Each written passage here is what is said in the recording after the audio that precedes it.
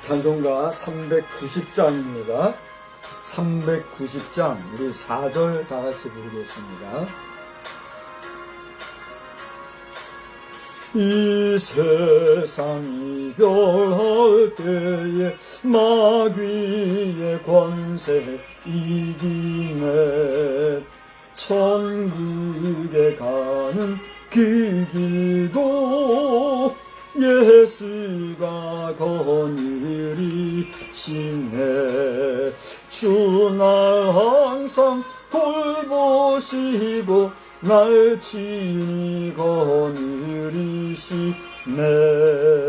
주 날 항상 돌보시고 날 친히 거느리시네.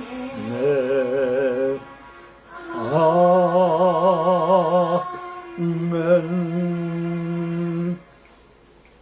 전능하사 천지를 만드신 하나님 아버지를 내가 믿사오며 그 외아들 우리 주 예수 그리스도를 믿사오며 이는 성령으로 잉태하사 동정녀 마리아에게 나시고 본디오 빌라도에게 고난을 받으사 십자가에 못 박혀 죽으시고 장사한 지 사흘 만에 죽은 자 가운데서 다시 살아나시며 하늘에 오르사 전능하신 하나님 우편에 앉아 계시다가 저리로서 산 자와 죽은 자를 심판하러 오시리라.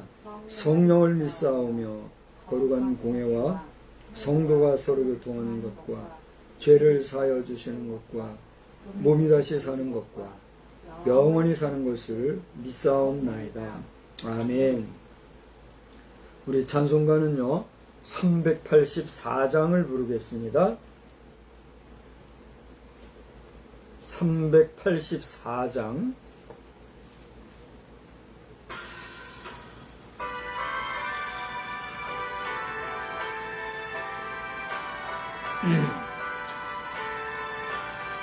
나의 갈 길 닫아도록 예수 인도하시니 나의 주 안에 있는 긍휼 어찌 의심하리요. 믿음으로 사는 자는 하늘 위로 받겠네. 모손을 만나든지 만사형통하리라. 무슨 일을 만나든지 만사형통하리라. 나의 갈 길 다가도록 예수 인도하시니 어려운 일 당한 때도 족한 은혜 주시네. 나는 심히 고단하고 영은 매우 가라나 나의 앞에 반석에서 샘물 나게 하시네. 나의 앞에 반석에서 샘물 나게 하시네. 나의 갈 길 다가도록 예수 인도하시니 그의 사랑 어찌 큰지 말로 알 수 없도다. 성령 감화 받은 영혼 하늘 올라갈 때에 영영 부를 나의 찬송 예수 인도하셨네. 영영 부를 나의 찬송 예수 인도하셨네.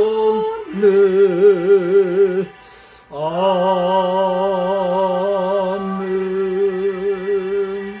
우리 성미기도 제목을 보시고 다 같이 한번 합심해서 기도합시다. 현재 정부가 우리 국민의 사랑과 인정을 받을 수 있는 그런 정치에 정진할 수 있기를 위해서 기도합시다. 또 국민을 강제하는 법안으로서 온 국민의 인권이 유린되는 그런 일이 없기를 기도합시다. 남북한이 많이 경색 국면 중인데 아무쪼록 완전한 자유통일로 인하여서 변화의 역사가 있기를 기도합시다. 또 TVTN과 집행사역을 위하여서 기도하시는데 우리가 주님께 온전히 쓰임받기를 기도합시다. 저의 목회와 또 목회의 성령 충만을 위하여서 우리 다 같이 한번 합심해서 기도합시다. 거룩하시고 자비로우신 하나님, 이 시간에도 우리가 나라를 위해서 기도할 수 있게 해주셔서 감사합니다. 나라를 주관하는 지도자를 위해서 우리가 기도해야 될 것을 하나님께서는 우리에게 일러주셨거니 주여 오늘도 우리 대한민국을 이끌어오는 지도자와 또 지도자를 보조하는 자들, 저들은 욕심과 야망과 또 욕망에 의하여서 그 자리에 선 자들입니다. 우리가 그것을 알지만 저들의 그 정권을 어떻게 할 수 없어 수많은 사람들이 명령을 외치고 있지만 변화되지 아니하고 오히려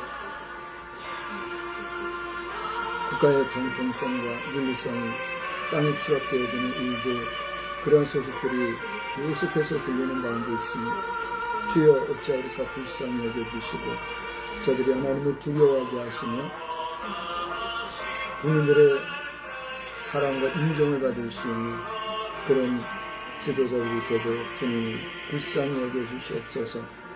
아버지 하나님의 국민을 강제하는 법안이 만들어져서 온 국민의 인권이 유린되는 일이 없어지겠사오니 아무것도 알지 못하는 저에게 긍휼히 여겨주셔서 소수 몇 사람들에 의하여서 국가가 유린되어지는 일이 없도록 하나님 긍휼과 자비로 지키고 보호해주시기를 원합니다. 특별히 75년 세월 이렇게 분단된 민족으로 살아가고 있는 우리 남북한의 경색 국면을 깨뜨려 주시고 하나님의 완전한 자유통일로 변화되는 역사가 있도록 주님 도와주시옵소서. 악한 자들을 물리쳐 주시고 반드시 민족을 위해서 일해야 될 사람들이 세워져서 이 나라가 고통과 어려움 속에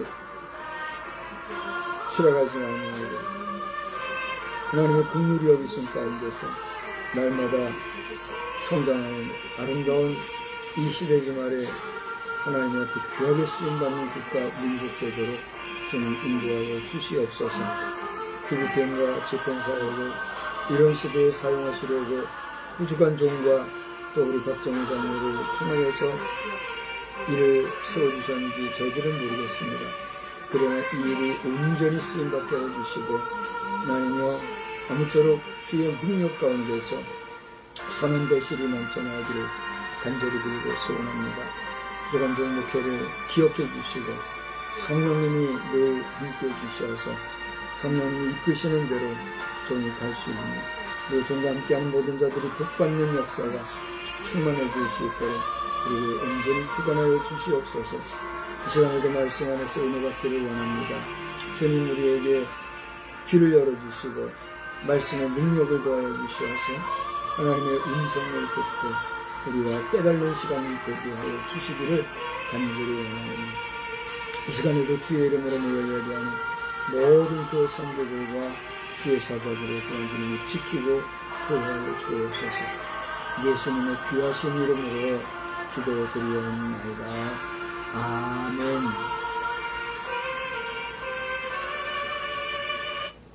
우리 하나님의 말씀은 로마서에서 보겠습니다. 로마서 1장입니다. 로마서 1장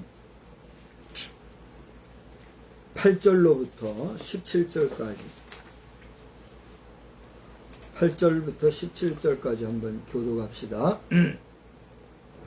먼저 내가 예수 그리스도로 말미암아 너희 모든 사람에 관하여 내 하나님께 감사함은 너희 믿음이 온 세상에 전파됨이로다. 내가 그의 아들의 복음 안에서 내 성령으로 섬기는 하나님이 나의 증인이 되시거니와 항상 내 기도를 쉬지 않고 너희를 바라며 어떻게 하든지 이제 하나님의 뜻 안에서 너희에게로 나아갈 좋은 길 얻기를 구하노라. 내가 너희 보기를 간절히 원하는 것은 어떤 신령한 은사를 너희에게 나누어 주어 너희를 근거하게 하려 함이니 이는 곧 내가 너희 가운데서 너희와 나의 믿음으로 말미암아 피차 아니함을 얻으려 함이라. 형제들아 내가 여러 번 너희에게 가고자 한 것을 너희가 모르기를 원하지 아니하노니 이는 너희 중에서도 다른 이방인 중에서와 같이 열매를 맺게 하려 함이로되 지금까지 길이 막혔도다. 헬라인이나 야만인이나 지혜 있는 자나 어리석은 자에게 다 내가 빚진 자라. 그러므로 나는 할 수 있는 대로 로마에 있는 너희에게도 복음 전하기를 원하노라. 내가 복음을 부끄러워하지 아니하노니 이 복음은 모든 믿는 자에게 구원을 주시는 하나님의 능력이 됨이라. 먼저는 유대인에게요 그리고 헬라인에게로다. 복음에는 하나님이 의가 나타나서 믿음으로 믿음에 이르게 하나니 기록된 바 오직 의인은 믿음으로 말미암아 살리라 함과 같으니라. 아멘. 아멘. 하나님의 놀라우신 은혜가 오늘 이 저녁에도 우리와 함께 하시는 줄 믿으시기 바랍니다. 아멘. 창조자 하나님 앞에 선 인간의 근본, 우리 한번 따라서 할까요? 창조자 하나님 앞에 선 인간의 근본, 창조자 하나님 앞에 선 인간의 근본, 이런 제목으로 말씀을 전하고자 합니다. 로마서는 여러분이 잘 아시는 대로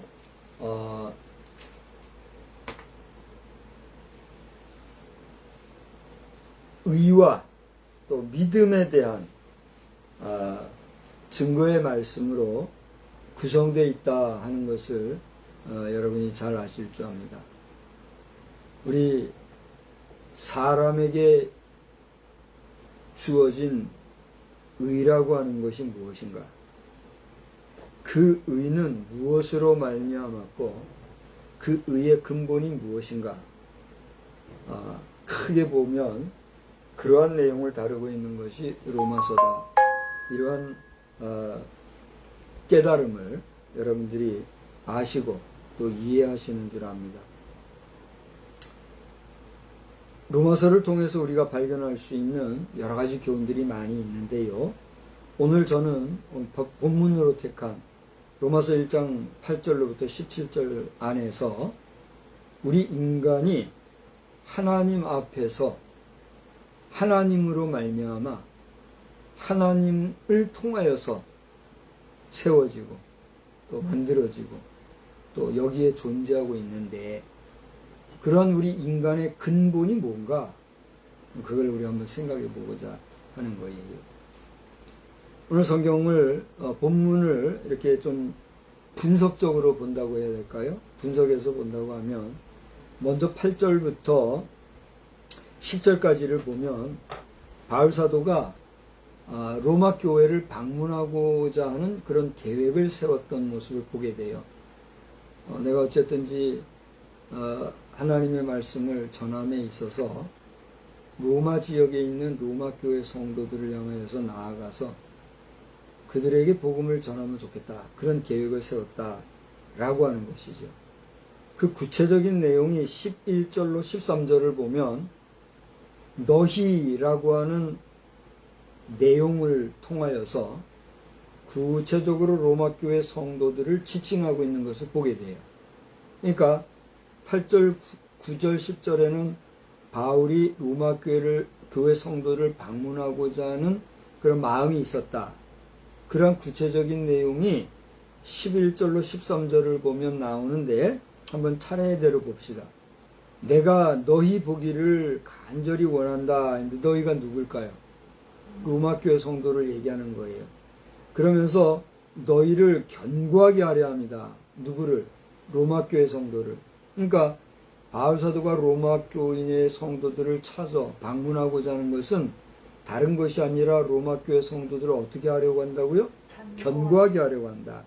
그 다음에 이것은 곧 내가 너희 가운데서 너희와 나의 믿음으로 말미암아 피차 안염을 얻으려 함이라. 이게 로마교회 성도들을 견고하게 하는 것만이 아니라 그들을 견고하게 하는 그와 동시에 바울 자신도 로마교회 성도들로부터 뭘 하기를 바란다는 거예요? 안위함을 받기를 원한다. 그러니까 로마교회 성도들이 새 힘을 얻고 견고해지고 그들이 믿음에서 복음으로 무장되어지는 그런 모습을 볼 때 하나님이 함께 하시고 역사하시고 주님이 동행하신다는 사실을 바울사도 자신이 느끼고 경험하고 체험하면서 스스로도 뭘 얻어요? 안위를 얻고 싶어하는 마음이 있었다. 그 다음에 11절 봤죠? 13절을 보니까 형제들아 내가 여러 번 너희에게 가고자 하는 것을 너희가 모르기를 원하지 않으니 이는 너희 중에서 하면서 2인칭 대명사를 쓰는 이 너희라고 하는 대상이 누군가 하는 걸 우리가 분명히 알 수가 있는 거죠. 그죠? 그러니까 그 대상이 누구라고요? 로마 지역에 있는 로마 교회 성도들. 그들을 대상으로 하여 그들에게 어떻게 하기를 원한다고요? 가보기를 원한다. 8절로 10절에 그런 내용을 분명히 하고 있는 모습을 보게 돼요. 그런데도 그가 원하는 바대로 로마 지역에 쉽게 갈 수가 있었다는 거예요? 없었다는 거예요? 없었다고 13절 후반절에 보니까 너희 중에서도 다른 이방인 중에서와 같이 열매를 맺게 함이로되 그러면서 지금까지 어떻게 해요? 길이 막혔도다. 내가 로마 시민권을 가진 사람으로서 로마 지역에 있는 로마 교회 성도들을 방문하려고 무던히도 원하고 희망하지만 여러 가지 형편으로 인해서 내가 갈 수가 없고 갈 뻔했으나 못 가게 되는 길이 막힌 이런 일이 여러 번 있었다. 그런 이야기를 하고 있어요.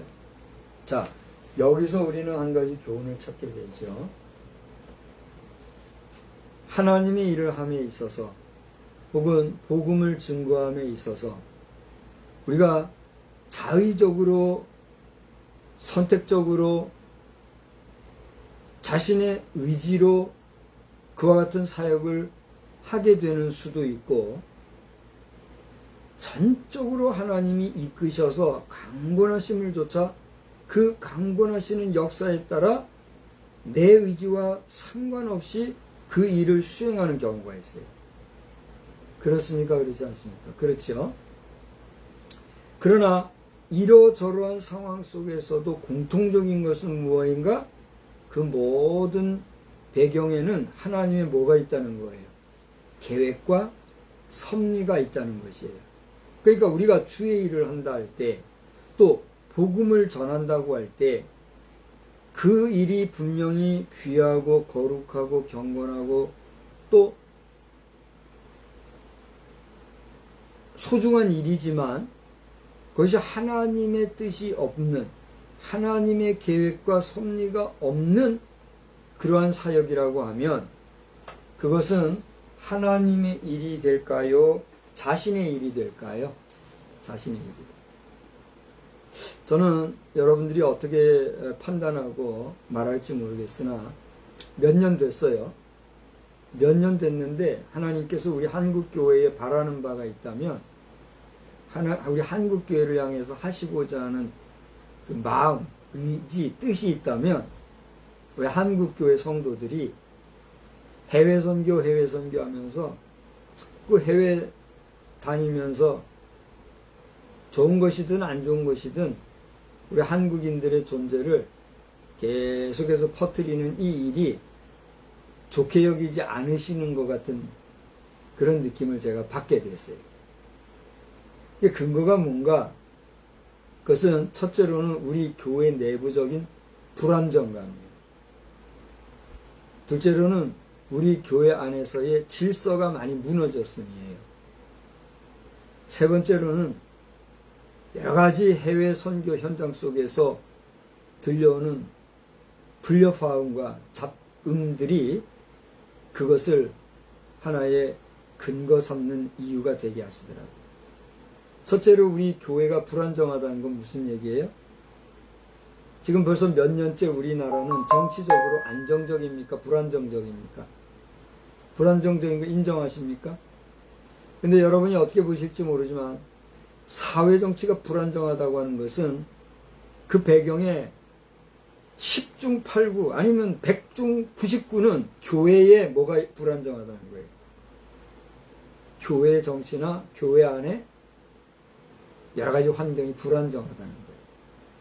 저는 이것을 어떤 근거나 뭐 어떤 데이터베이스적인 그런 논리적인 전개로서 이야기하고자 하는 것이 아니라 그동안 교회 생활을 통해서 숱하게 들어왔던 설교자들이나 또 소위 목사님들, 주의 종이라고 하는 우리 목사님들, 대체적으로는 저보다 앞선 분들이죠. 저보다 앞선 선배 되는 목사님들이죠. 그분들이 강단에서 설교하실 때에 교회 정치와 사회 정치를 얘기할 때 한결같이 얘기한 것이 뭐냐면 교회의 정치가 깨끗하지 못하고 교회 정치가 온전하지 못하고 교회 정치가 무질서하고 성결하지 못할 때 사회 정치나 사회 문화적인 모든 모습들은 흐려지게 돼 있다. 흐려지더라.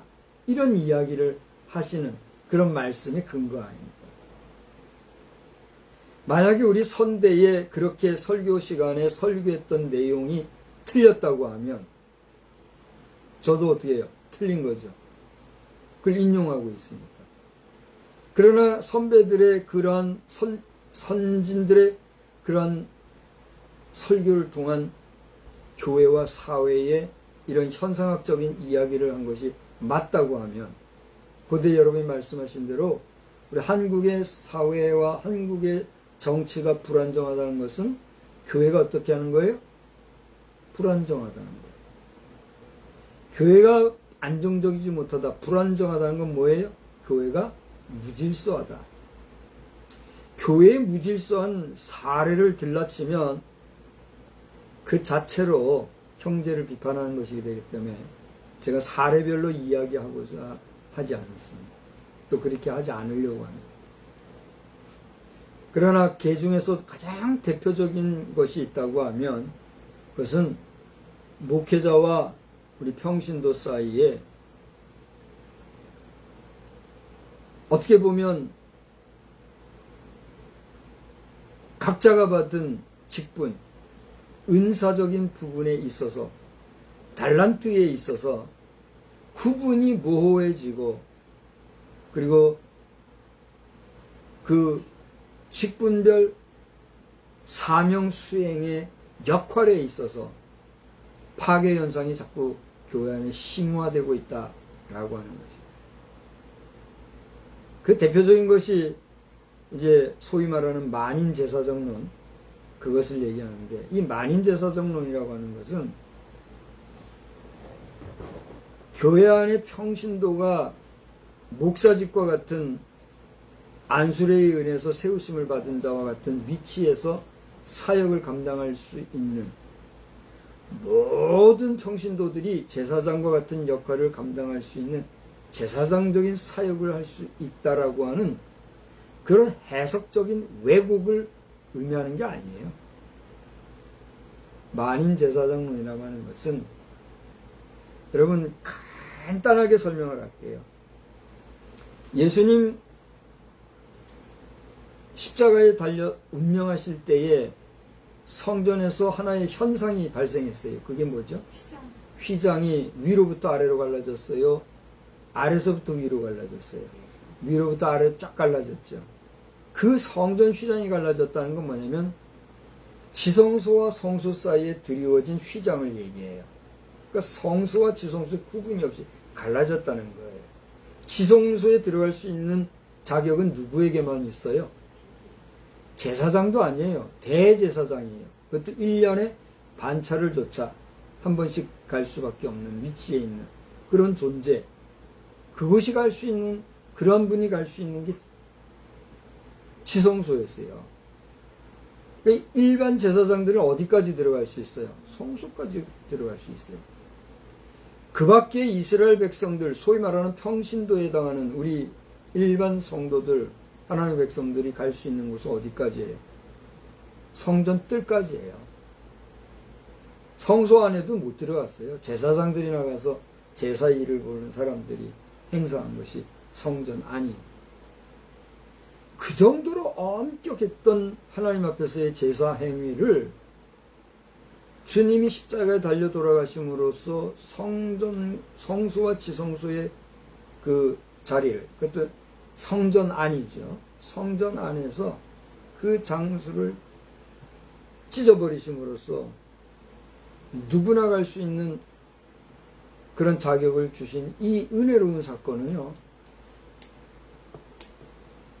비로소 지성소는 말할 거 없고 성소에도 들어갈 수 없었던 모든 이스라엘 백성들이 너나 할 것 없이 성소에 들어갈 수 있는 뭘 얻었어요? 은혜를 얻었다는 거예요.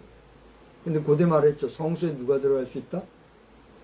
제사장이 들어갈 수 있는 거예요. 모든 성도들이 성소에 해당하는 예배당에 들어와서 만인이 기도하는 집으로서의 하나님의 전, 곧 성전을 출입할 수 있게 해주신 것은 하나님의 뭐예요? 놀라우신 은혜요, 은총이에요. 아멘? 그것이 우리 복음 안에, 복음 아래 있는 오늘날 우리 복음주의 시대의, 복음 시대의 성도들의 특별한 은혜입니다. 할렐루야. 그게 만인 제사장론인 거예요. 모든 성도들이, 모든 하나님의 백성들이 모두가 하나님의 전에 나와 예배할 수 있도록 하나님이 은혜를 베푸신 그게 만인 제사장인 거예요. 그러한 성서 해석을 우리가 제대로 알고 깨닫고 해야지. 이건 뭐 교회 안에서 하나님의 말씀이 선포되어지는 강단 드나들고 오르내리기를 그렇게 경박하고 품이 없고 책임감 없고 조심성 없이 함부로 하는 것은 교회 안에 뭐가 무너졌어요? 질서가 무너진 거예요. 그걸 알아야 합니다.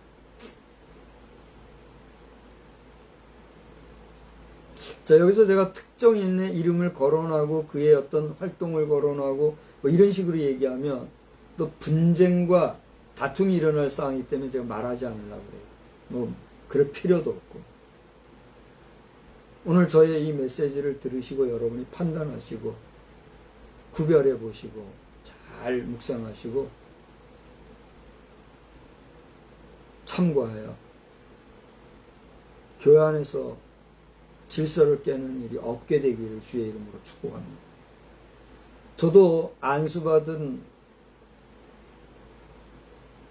사람으로서의 역할을 수행하기 이전에는 일반 평신도와 같은 그런 위치에 있었어요. 그죠? 상당히 조심해서 생활했어요. 뿐만이 아니라 안수받고 나서도 참 조심했어요. 물론 교회 안에서 출입을 자유롭게 하고 강단을 오르내리고 이런 부분에 있어서는 자유하니까 더 자유롭고 뭐 그랬지만은, 그러나 내 중심에는 항상 그 구별, 구분, 질서라는 부분에서 삼가의 도를 저는 지켜왔다고 생각을 해요. 근데 어느 때부턴가 교회가 너무나 무질서하고 목회자의 특별하게 하나님이 주신 그 은혜의 자리, 은총의 자리를 우리 일반 성도들이 너무 무질서하게 횡행하는 이런 모습을 보고는 제가 참 두려움이 생기더라고요. 그래서 좀 느끼셨는지 모르겠지만 지금 이제 제가 공교회 밖에 있습니다만 공교회 마지막 사역지인 우리 교회에서 그 마지막 부분에서 제가 강단에 잘 안 올라갔잖아요. 그죠? 못 올라가서가 아니에요. 거기는 내가 갈 수 있는 자격이나 또 그러한 권한을 위임받고 허락을 받은 사람이기 때문에 얼마든지 드나들 수 있는 저이지만 내 자신이 삼가한 거예요. 담임 목사님이 계실 때 그 담임 목사님을 중심으로 온 교회가 규모 있고 질서 있게 나아가기 위해서 내가 동력자지만 최대한 그 자리를 오르내리지 아니하고 무슨 여러 가지 이제 잡무를 수행하기 위해서 그런 때는 뭐 불가피하게 오르내리지만 예배 시간 중에 형식적인 면에서 강단에 함부로 오르내리는 일은 내가 얼마나 삼가했는지 여러분 아마 아실 거예요. 내가 몸으로 보여준 거예요.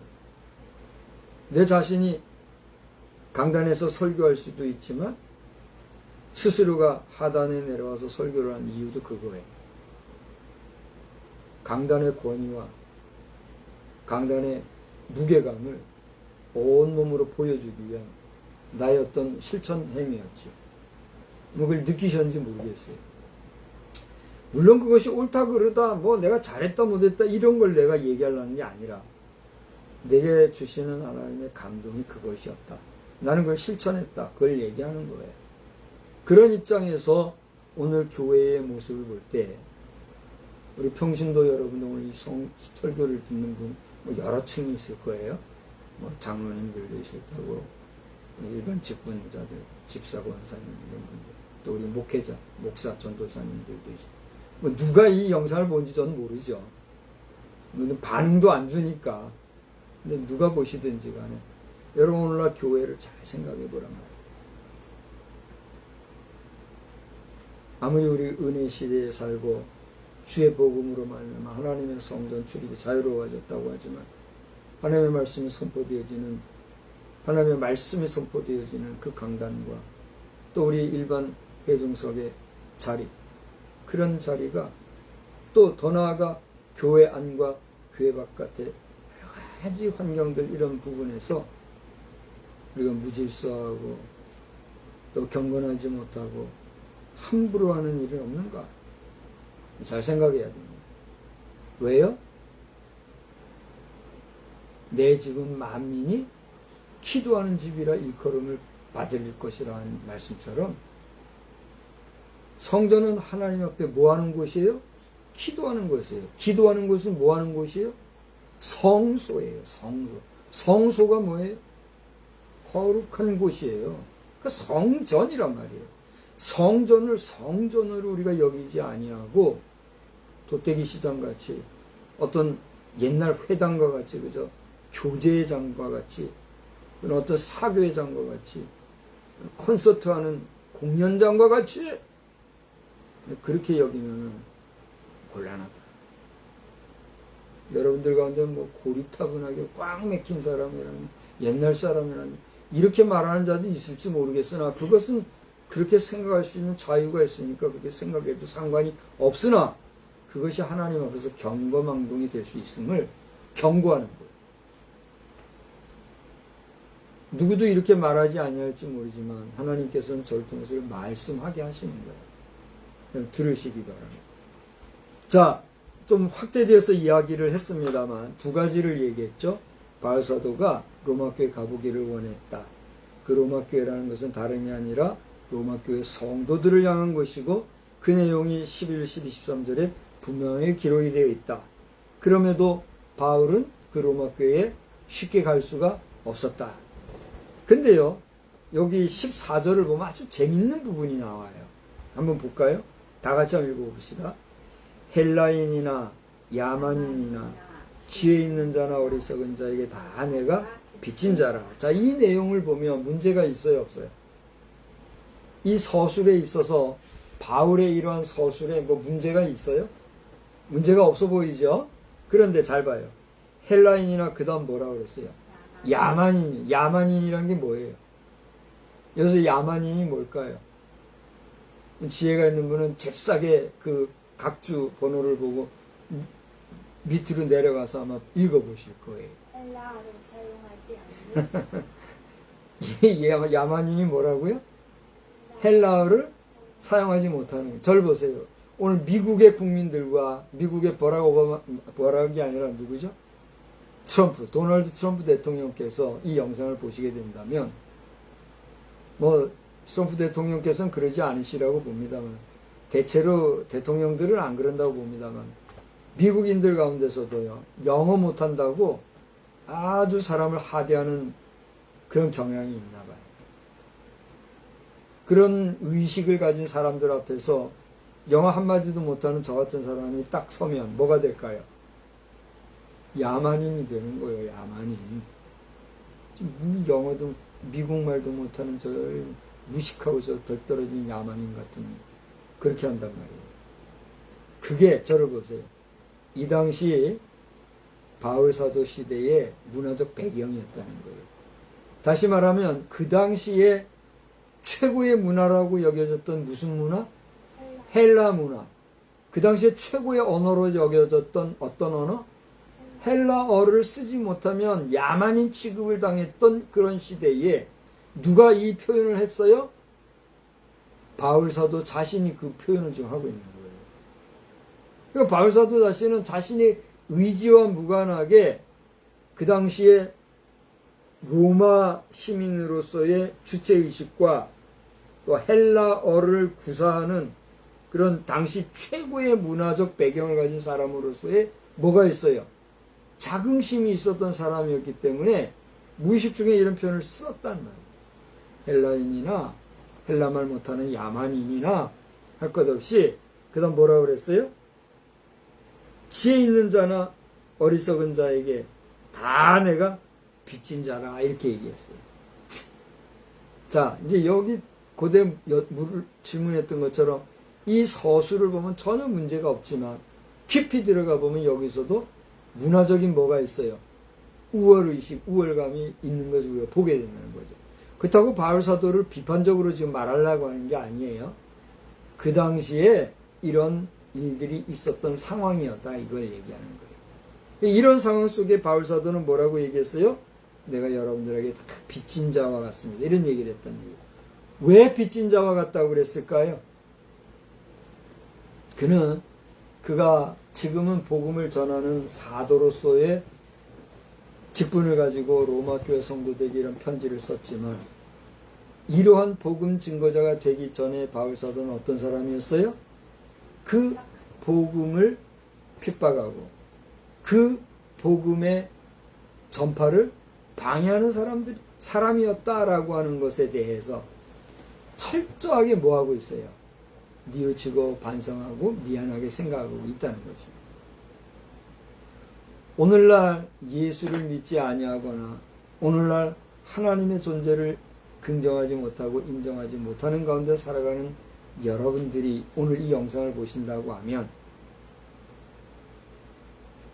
지금부터 2000년 전이나 2000년이 지난 오늘날 21세기에나 그때나 지금이나 하나님을 아는 자가 있었고 없는 자가 있는데, 하나님을 아는 자, 하나님을 믿는 자는 어떤 사람이에요? 하나님의 자녀, 하나님의 백성이라 일컬었지만, 그리하지 못하는 자는 그때나 지금이나 어떤 자예요? 하나님을 믿지 아니하는 자, 하나님의 친백성이 아닌 자가 된다는 거예요. 하나님의 백성이 아닌 자는 어떤 자입니까? 구원받지 못한 자. 구원받지 못한 자는 어떠한 자입니까? 지옥에 갈 수밖에 없는 지옥 백성이라는 사실을 누가 얘기하고 있어요? 성경이, 하나님의 말씀이 우리에게 얘기하고 있다는 것입니다.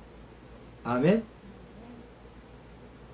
여기에 대해서 여러분은 이해하지 못하고 용납이 안 되고, 그리고 도저히 여기에 대해서 인정이 안 되는 사람들도 분명히 있을 줄 압니다. 그러나 그런 자가 바로 당신이라면,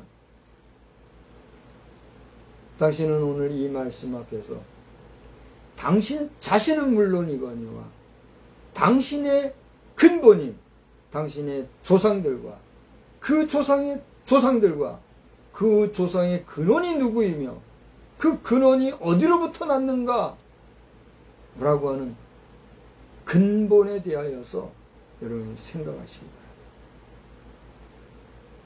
그리고 아침부터 늦은 시간까지 바쁘고 분주하게 무언지는 모르지만 열심히 살아가는 그런 여러분의 삶의 종말, 여러분의 삶의 마지막은 무엇이 기다리고 있는가?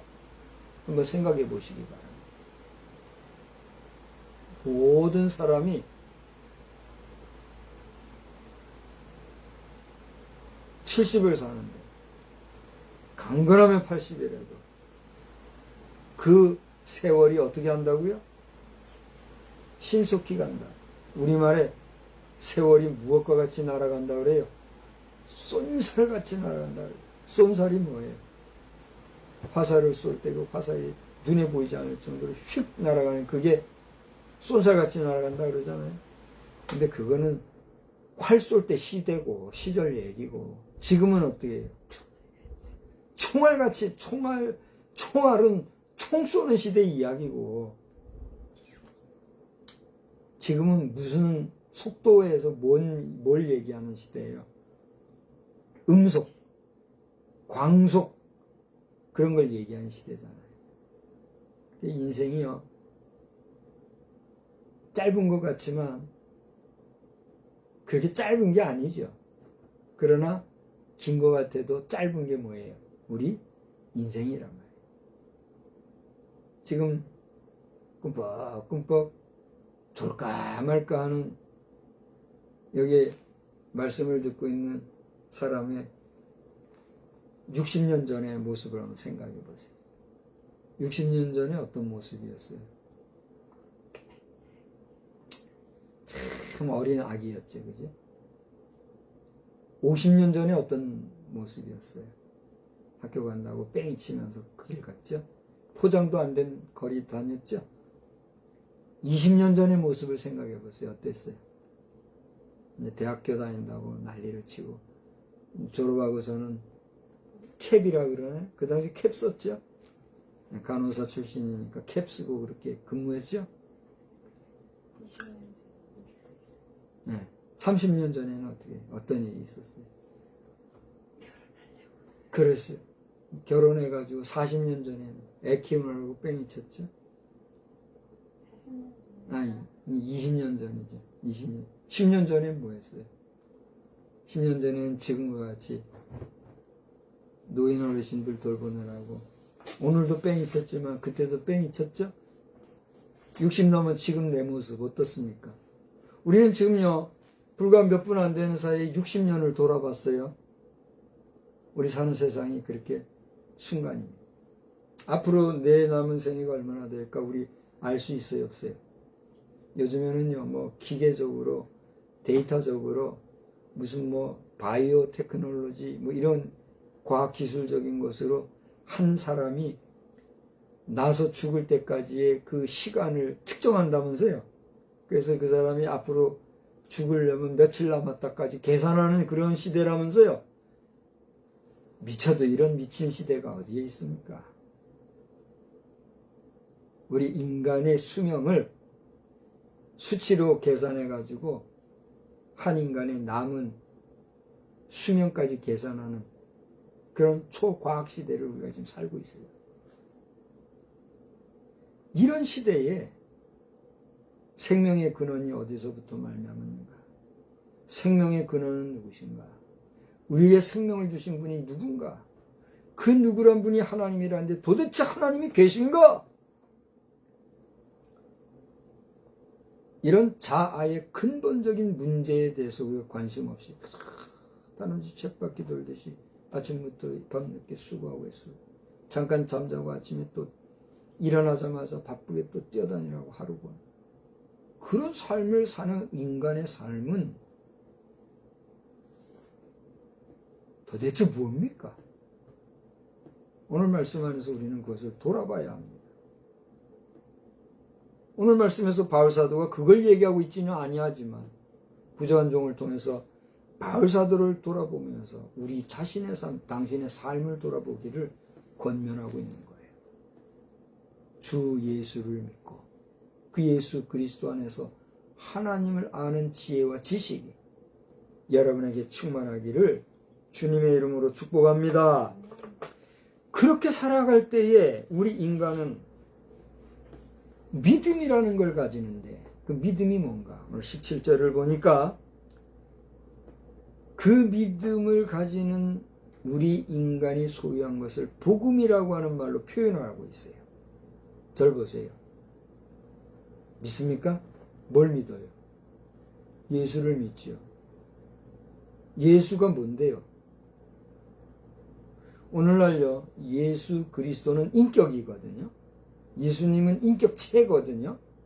인격과 인격체이신 예수 그리스도가 분명함에도 불구하고 예수라고 하는 그 존재론적인 해석과 해설을 함에 있어서 과도하게 철학적으로, 추상적으로, 또 어떻게 보면 상념적인 의미 해석적인 면으로 예수를 이야기하는 사람들이 많아요. 지금 한 이야기를 이해하시겠습니까? 예수가 뭐예요?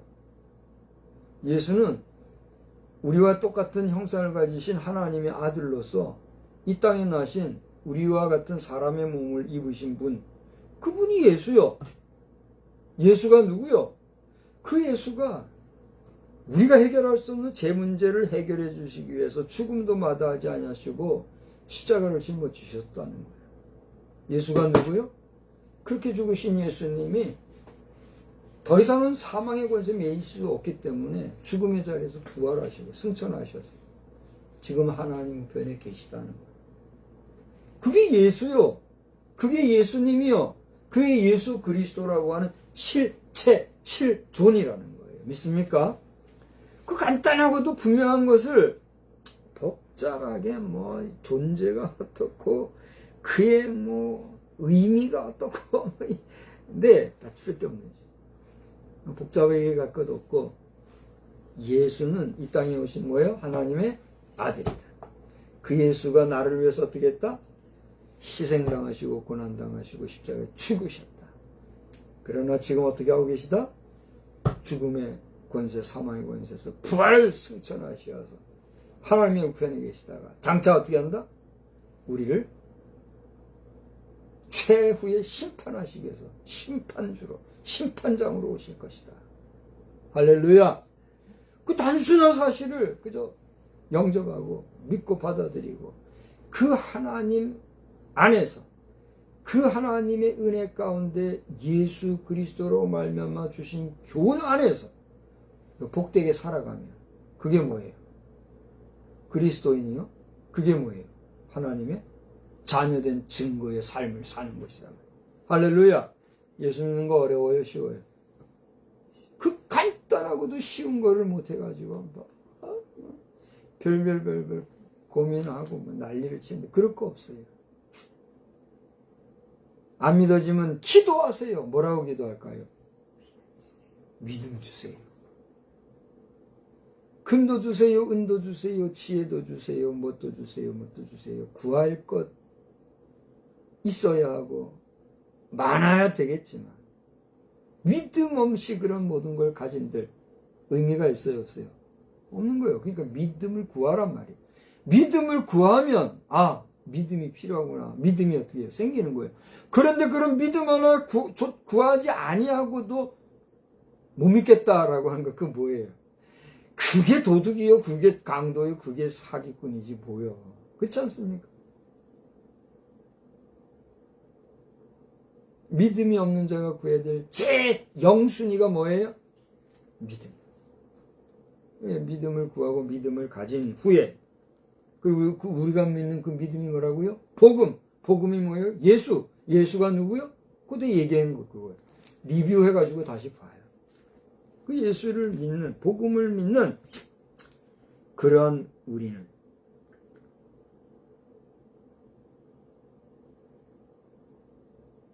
그 믿음 안에서 우리를 의롭게 하신 하나님의 의의 사람, 의인으로 살아갈 당위를 갖게 돼 있다는 거예요. 할렐루야. 지금 한 이야기가 여러분 어렵다면 몇 번 한번 반복해서 들어보세요. 어려운 말이 아니에요. 다시 말하면 하나님은 의로우신 분이다. 그 하나님을 믿는 우리는 어떤 존재다? 의로운 존재다. 그러므로 우리는 어떻게 살아야 된다?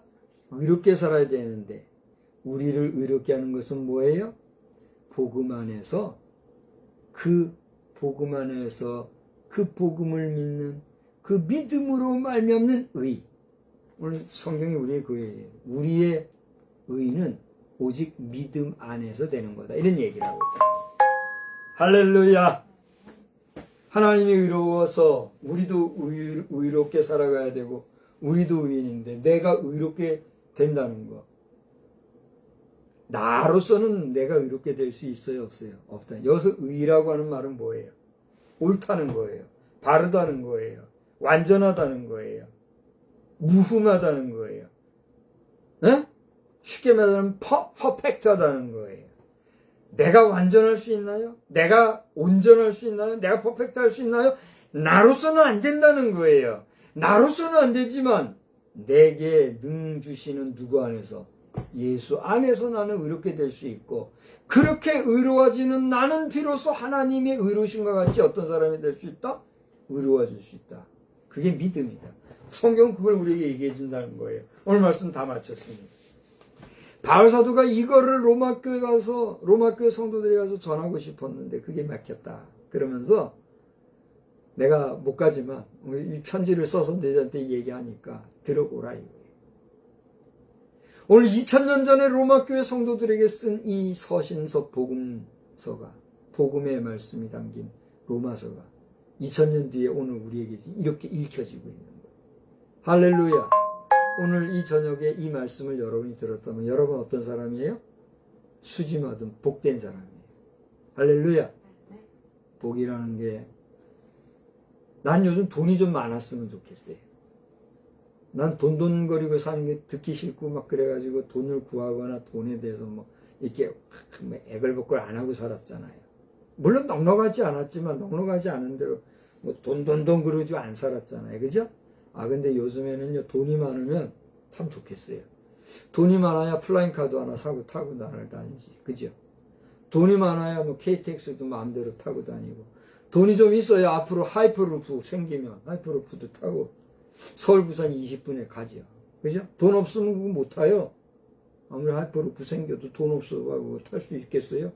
그 당시 이제 앞으로 얼마를 내야 될지 모르지만 돈이 있어야 그것도 타는 거예요. 돈이 있으니까요. 아이고 얼마나 맛있는 거 기름진 것도 먹고 싶은 거 마음대로 사 먹을 수 있어요. 엊그저께 우리 저 현대인가요? 현대에서 우리 현대그룹에서 빵을 사 보냈어요. 근데 저 빵은요 그냥 일반 이런 베이커리에서 먹는 그런 빵이 아니더라고요. 아마 그런 뭐 고급진 데서 고급된 자리에서나 먹는 그 특별한 빵 같아요. 이야 이게 빵인지 떡인지 뭔지 먹는 게 그렇게 입에 술술술 넘어가는데 그렇게 달고 맛있어요. 여기서 달고 맛있다는 것은 그냥 달다 그런 게 아니라 그렇게 맛있어요. 저거 일반인들이 그냥 가볍게 사 먹을 수 있는 빵이에요? 과자요? 빵이요?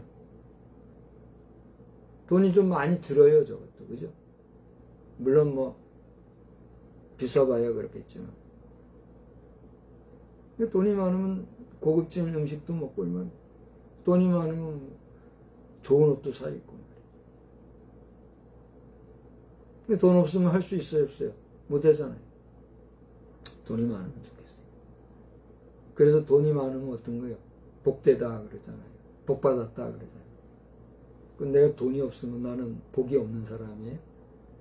돈이 부족하니까 나는 지지리도 복도 없는 존재예요. 여러분 그렇게 생각하십니까? 돈이 많고 못할 것 없이 마음껏 할 수 있는 그런 사람이 그 사람이 복된 사람이에요? 어떻게 생각하세요? 복된 사람이죠. 얼마나 행복하고 얼마나 여유 있고 얼마나 좀 멋있게 사는 거죠. 그죠? 절 보세요. 그렇게 산들 몇 년 살겠어요? 몇 년 살겠어요? 그 마지막 순간에 우리가 하나님 앞에 옳다 인정을 받고 하나님 나라의 백성으로 인정을 받지 못한다면 그 모든 복된 것이 뭐예요? 허사일 뿐인 거예요. 그런 거로 오늘 내게 있는 것을 족한 줄 알고 내가 하나님의 자녀로 하나님의 백성으로 살아가는 거 감사할 줄 알고 그 안에서 오늘 우리가 살아가는 시대에 하나님의 뜻, 하나님의 의를 이루기 위하여 오늘 자아를 하나님의 그 의로움에 맞추며 살아가는 삶, 그것이 어떤 삶이요? 참 복인이다 하는 사실을 알고 우리 함께 복된 삶을 경주해 나가는 하나님 앞에서 서 있는, 오늘 제목이 뭐죠? 창조주 하나님, 뭐라고 했죠? 창조자 하나님 앞에선 인간의 근본, 에? 하나님 백성으로서의 의로운 사람으로서 하나님 앞에 근본적으로 의롭게 살아가는 우리 모든 심령들이 다 될 수 있기를 우리 주 예수 그리스도의 이름으로 축원합니다. 좋으신 하나님, 오늘 바울 사도의 메시지를 통하여서 이 시대의 부족한 종을 통하여 증거해 주시고자 하는 말씀을 또 이렇게 가감없이 전하였습니다.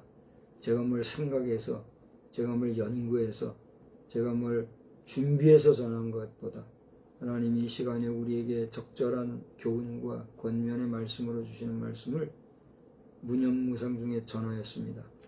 오늘 이 말씀을 들은 자가 누구든지 어디서 어떤 형편 속에서 들었든지 오늘 우리의 근본은 하나님 앞에 선자로서 우리를 창조하신 하나님 앞에서의 의인이라고 하는 의로운 백성으로 살아가야 된다고 하는 하나님의 의의 백성으로서의 존재됨을 다시 한번 점검해 보았사오니 주여, 내가 의로워서 내가 완전해서 내가 의인이라서 의롭게 살자는 것, 산다는 것이 아니라 나를 의롭게 하시는 복음 안에서 주시는 하나님의 능력이 나를 의롭게 하심으로 내가 의인이 될 수 있음을 알아. 우리의 삶이 얼마가 남았든지 간에 하나님이 주시는 의로움 속에서 의로운 백성으로 의롭게 살아가기에 부족함이 없는 우리 모두가 되게 하여 주시옵소서. 그래서 세상 가치 기준으로서의 복을 추구하고 거기에 집착하는 것이 아니라 하늘의 신령한 은혜와 만복의 근원이 되시는 우리 하나님 안에서 참 의로운 백성으로 살아 최후의 승리하는 우리 모두가 되게 하여 주시옵소서. 예수님의 이름으로 기도하옵나이다. 아멘. 우리 340장을 우리 다 같이 부릅시다. 가사의 내용을 생각하면서 340장 고백적으로 부릅시다. 참 어지러운 세상인데요, 이 어지러운 세상 중에서도 우리 주님으로 말미암아 기쁜 삶을 누리는 우리 모두가 됩시다.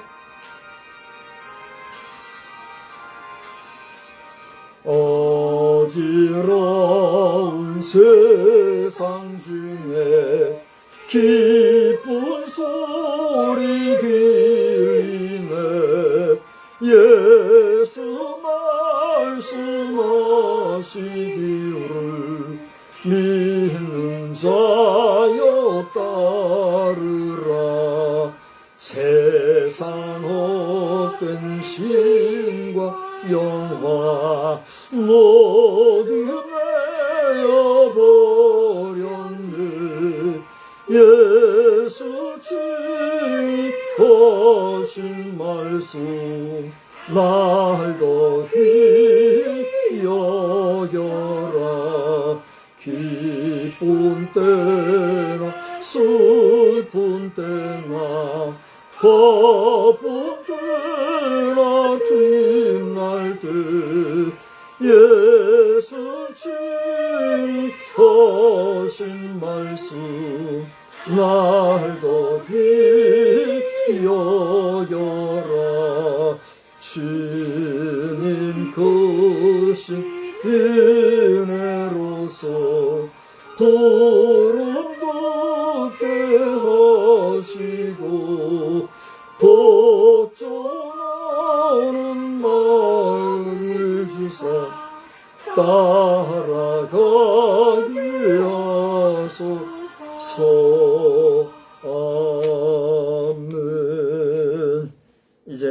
우리를 의롭다 하시는 만군의 여호와 창조주 아버지 되시는 우리 아버지 하나님의 놀라우신 은혜와 이 모든 의를 이루시고 완성하신 구주 예수 그리스도의 크신 사랑하심과 이 모든 것을 알게 하시고 생각나게 하시고 이끌어 주시는 성령님의 놀라우신 은혜의 역사가 다시 한번 의에 대하여 또 의롭게 살기를 다짐하고 돌아가는 우리 모두 위에 이제로부터 영원히 함께 계실지어다.